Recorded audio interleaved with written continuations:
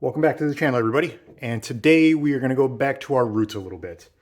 People that have been with the channel for a while know that I've done quite a few videos on budget home defense.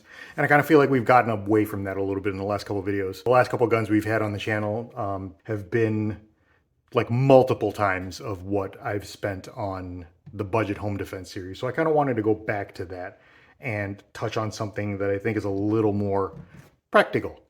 So what do we have here? This is a Mossberg. Specifically, this is a Mossberg Maverick 88. And this particular Maverick 88 is actually the very first gun I ever purchased ever.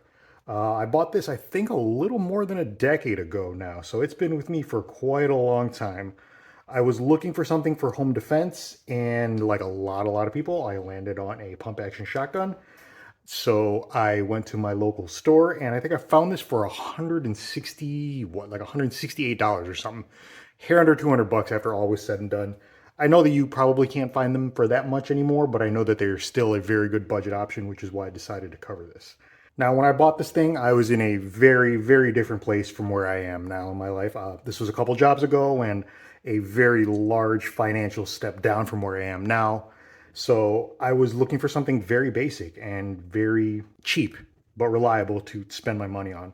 So as we go through this, you'll see that there are definitely some cost-cutting steps that I have not removed over the years, which I think is good because I can kind of relay my experiences with y'all with, trying to keep things under a very tight budget with this rig. Okay, first, specs on this. Like I said, this is a Mossberg Maverick 88. Specifically, this is the Maverick 88 security model, which means it's the 18.5-inch barrel model. The Maverick is available in other barrel lengths, but I was looking for something for home defense, so I was looking specifically for the one with the 18.5-inch barrel. It's chambered in 12 gauge. It takes shells that are up to 3 inches long. It's got a 5-round tube plus 1 in the chamber, so 5 plus 1, 6 total capacity. It's got an overall length of 39.5, just under 40 inches, and a weight of between 6 and 6.5 pounds. This one in particular might be a little bit different because, as you can see, I've got different stuff on it, but as they come from the factory, that's kind of what you can expect. As for the barrel itself, it's not threaded for a choke and it's not rifled or anything like that. It's just a smooth bore, and it only comes with the brass bead sight on top, which, as you can see, I've augmented here. But from the factory, it's just this bead sight. There's nothing on top of the receiver. There's no holes tapped, no nothing. This is just basic shotgunness. I guess you've got some, but it's supposed to be glare reducing strips on top, but I mean, I never really noticed that. As far as the trigger goes, it's just a basic pump action shotgun trigger, very crisp, maybe 5, 6, 6.5 pounds, somewhere in there. I honestly never really bothered to put it on the trigger pull gauge, but I mean, it's a pump action shotgun. It's not a super heavy trigger. It does have a cross bolt safety here. So red for fire, black for safe. And it also has the standard Mossberg double arm action bars up here in front. But it is worth it to note that this forend assembly is different from the regular 500 series, which I'll talk about a little bit more later when we talk about the accessories that are on the gun. Okay, before we start messing with it, we will show YouTube that we are clear. All right, as far as other controls, the only other control on this, apart from the trigger and the safety, is this small lever back here. This unlocks the action when the hammer is cocked. So right now, this is locked because the hammer is cocked. But if I push this lever down,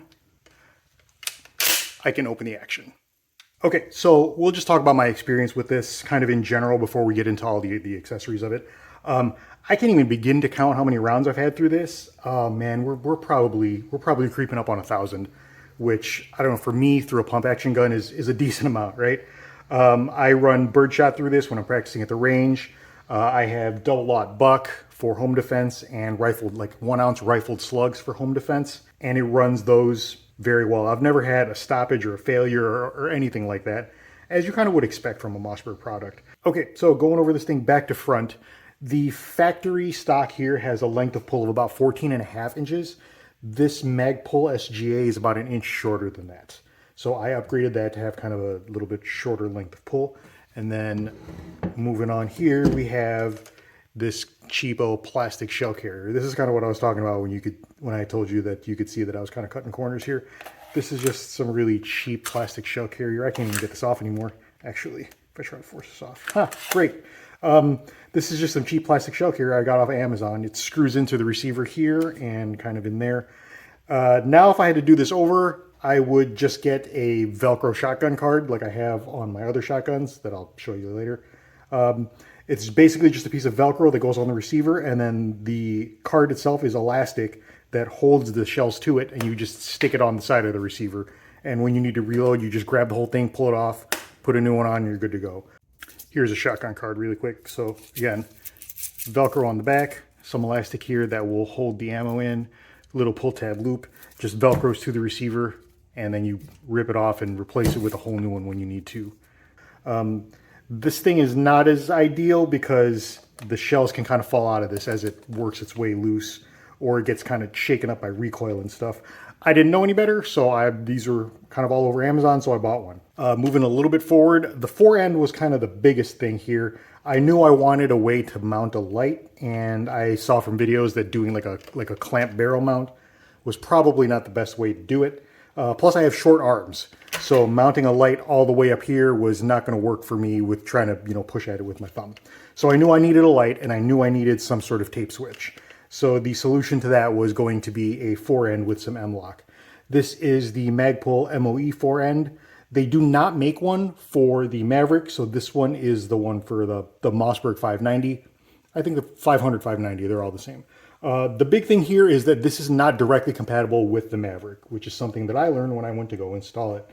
The Maverick forend is one single piece. So you got the forend, the thing underneath it, and the action bars is all one piece. The regular 500s, you can just take this off, I think, and replace it with the Magpul piece, and that's not what you can do here on the Maverick. So I had to buy a whole new piece, basically upgrading this to the 500 or 590 spec so I could get this on there.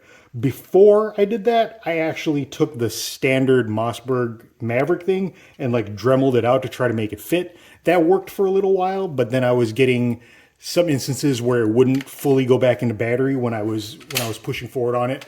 So that kind of bugged me enough and made me concerned enough to just upgrade to the 500 and 590 hardware. If you do choose to try to retrofit this to the Maverick stuff, just know that it's going to take a lot of trial and error and a lot of fitting and a lot of work with a Dremel to try to get it to fit, but it will fit. You just need to really massage it and make it fit. As for the light, this is another place where I kind of cut some corners. I can hear all you Olight haters in the comments already. That's totally fine. This is an Olight Odin Mini, I think it is. It's a decent enough light. It comes with its own like locking mount here. Locks up to M-lock. It comes with its own tape switch. And it's worked, pretty solid for me the entire time I've had it. The one thing that I absolutely hate about it is the tail cap here, because this is a locking thing that just kind of pulls off if you just kind of pull at it. And the lock pushes forward to lock and pulls back to unlock, which makes no sense to me. Because if it's a weapon light and it's under recoil, this thing is moving back. So I don't think I've ever had it come off while I'm shooting, but I'm paranoid enough to stick a Ranger band on there.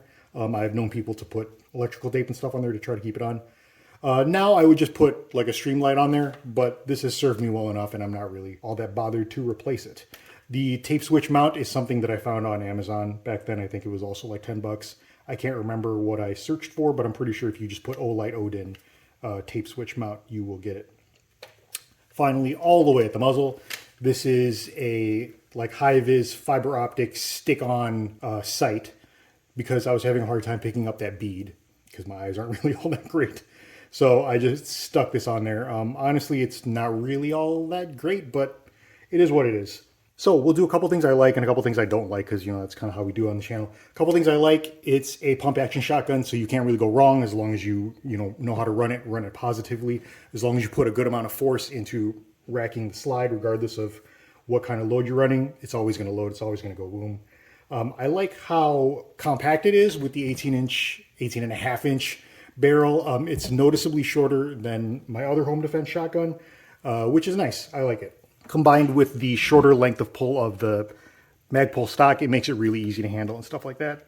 I do like that there are provisions for mounting a sling, which I have taken off for the purposes of this video because I don't want it flopping around. But I normally have an M-lock like sling mount on here, and then I just use this back here, put a sling on it. And then the last thing I like is just the reliability. Like I said, it's a Mossberg and it's a pump action shotgun. You're not going to go wrong. I haven't gone gotten any sort of issues with this thing in the entire time I've owned it. Like I said, more than a decade at this point. It's just a great solid shotgun, and especially for what I paid and what you can still kind of get them for now, it's kind of a no-brainer. Okay, as far as things I don't like, this is going to come down to basically me and what I've personally done to the shotgun and not issues with the shotgun itself. Number one thing I don't like is my little shell holder here, which I would, again, like I said, I would do a shotgun card. I think I'm too lazy at this point to try to get this thing off, so I'm just going to keep it on there because it's not my primary shotgun anymore. But I would definitely do that over again. The second thing I don't like is the texturing or lack thereof on the MOE forend here. The stock Mossberg forend is just like a normal shotgun, like corncob looking forend. It's got like really good ribbing on there. This is barely anything at all. I used to have some grippier rubber tape on here, which I took off because it started peeling, but I mean, this is all right. It's not the grippiest thing in the world. It's not the slickest thing in the world. If this was my primary home defense shotgun, I might go through and like texturize this with like a soldering iron or something like that, or just put some grip tape in here. That's probably an easier solution. This is great for mounting a light, and it gives you, you know, like a good amount of room to put your hand, but it's not the most grippy thing in the world. And then the very last thing again is that light. I would probably put something different on there. This is fine. It does what it needed to do, or did what it needed to do. But, you know, now I would probably invest the extra $30 or so and just kind of get a stream light. Not that there's anything wrong with this, but I would probably get a stream light when everything's said and done. My only real complaint about this, and it probably shouldn't even be a complaint because it is a very budget shotgun, is there's no provisions for mounting an optic. You're basically just kind of aiming down with the front and what would amount to be like point shooting it, right? You just kind of guess at where the rear elevation is, put the front dot on where you want it to be, and you're close enough at that point at a home defense range. I would love to see this drilled and tapped, even with nothing else on it, just drilled and tapped, so I could put an optic, like a rail on there and put an optic, etc. I know Mossberg actually offers optic cuts now. I would never expect them to do it on a Maverick, but I'm just saying, nice to have. I did look into having it drilled and tapped, and that's probably like 100, 150 bucks. If I had to do it all over again, I might just do that. So overall, if you're looking for a home defense shotgun or a home defense weapon in general, and you're on a very tight budget, I highly, highly, highly recommend the Mossberg Maverick. It's a fantastic pump action shotgun. It's super reliable. You can get them for, you know, very reasonable price. And I just think you just can't go wrong, as 10 years worth of experience with this thing shows. Now, next up on the channel, I will be showing you my other home defense shotgun, which is also part of the budget home defense line of videos. This guy right here. So if that is something that you're interested in, please make sure that you are subscribed. If you like this video or like what I'm doing here, please throw me a like or a subscribe, throw a comment. It helps the algorithm very, very, very much as I'm trying to get back on my YouTube feet, so to speak. I still can't remember what I say, so we're not going to do that. Thanks for watching. Thanks for hanging with me. For all you OGs, thanks for sticking around. Oh, and as an added bonus for anyone who's stuck around this far through the video, please enjoy this footage of me 2 days after I got this thing, running it on the range and thinking that I was very, very cool. Until I see you next time, stay safe.